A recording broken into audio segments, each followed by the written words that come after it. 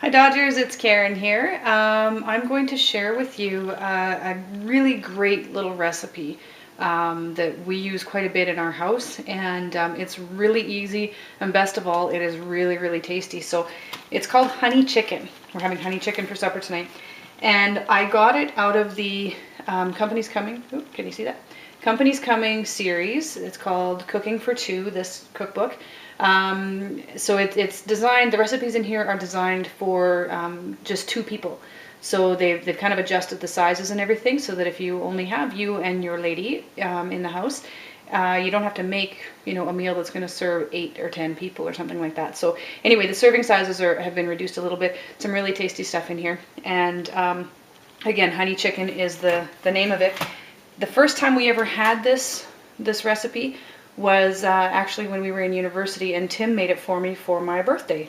So he put it all together, and it was just fantastic, and it quickly became one of our favorites. So anyway, I'm just going to show you what I've got assembled here.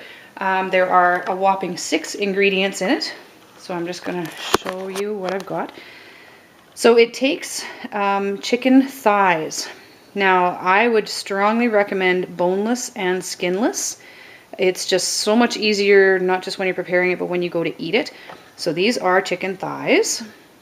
If you were to get them in the grocery store, they're actually a little bit pricey just if you buy a small package. We get ours at Costco, and they come in a great big pack like this. So you can see I've only used a part of the package.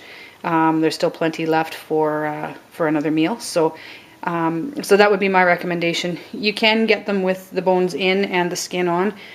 It doesn't taste as good with the skin on, so if you do buy the skinned ones, or the ones with skin, then I would recommend taking the skin off prior to cooking them. And I have used ones with the bone in them, so that will work as well. It's just the skinning. I will not buy stuff that isn't skinned if I don't need to. So anyway, so we have our chicken thighs, and we have ketchup, and we have soy sauce, and we have honey that's already been measured out, and salt and pepper. Those are the only ingredients that we need for this.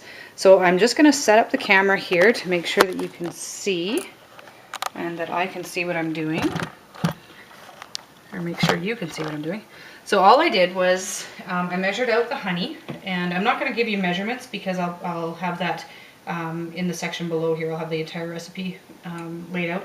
I actually double the recipe because it's designed again for serving 2 people, and we have 5 in our family, and again it's a favorite, so it goes really quickly. So I've measured out the honey, and this is one of those recipes where if you don't have the exact measurement, if you have a little bit more or a little bit less, it's okay. It turns into a big sauce, because what we're going to do is mix everything together and then pour it over the chicken and put it in the oven. That's it. That's it. It's so simple. So the ketchup, we're going to get going here. And incidentally, if you are running out of ketchup, like I was, use the little leftover packets from, French fries and stuff like that, from takeout orders, from fast food orders. So A&W, Dairy Queen, that kind of thing. It will work too. And again, I'm not doing any exact measuring because it just all kind of gets mixed together. There we go. And that is the ketchup bottle, by the way. Tim will be laughing at that when he sees it.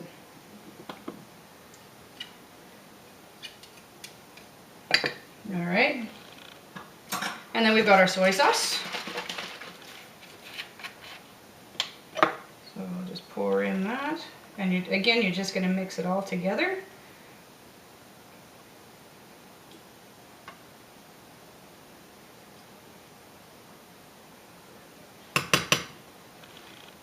Incidentally, if you're wondering about the difference between teaspoon and tablespoon, a teaspoon is smaller, tablespoon is bigger.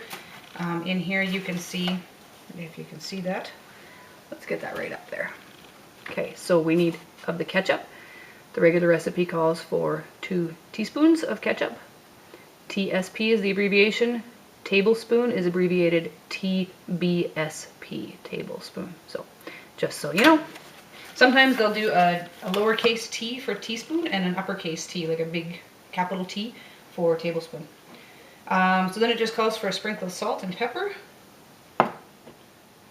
Sometimes I'll even omit the salt because, well, we don't need too much salt, right? Add in a bit of pepper and then stir it up. I find with this one, using a knife is actually the easiest way to stir it.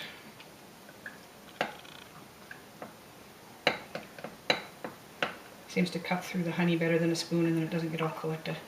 But either way, it doesn't have to be, you know, perfectly even blending or anything like that, because once it heats up, it's just going to turn into a sauce and it'll blend pretty well anyway. But there we go. That's it. That's our sauce. All I'm going to do is pour it over top of the chicken. Can we see that?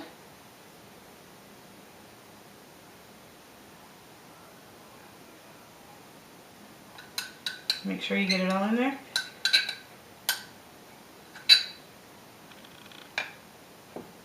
Kind of spread it around if there's some spots that it's kind of missed. Just make sure that it's covered each piece or just touching each piece. And I've got my chicken in here pretty tight, so I'm just making sure that the sauce is getting to the bottom. But it'll boil and it'll bubble and it'll cover it all and it'll cook it in this really nice sauce, and it's just amazing.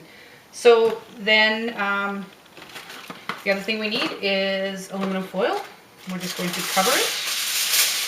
Now the reason I'm using aluminum foil is because I don't actually have a lid for this casserole dish. If you have a lid for it, just put the lid on. But if you don't, then aluminum foil does the trick. It works great. So this calls for a 350 degree heat for an hour to an hour and a half. So I'm just going to set my oven for 350. It'll do a few minutes of preheating. That's a great time when it's preheating to throw your food in, and then you're done. Just watch the clock, set it for an hour and a half, and that's it. So I'm just going to put that in.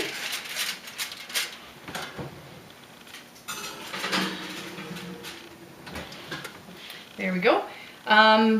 With that chicken, we will often serve rice.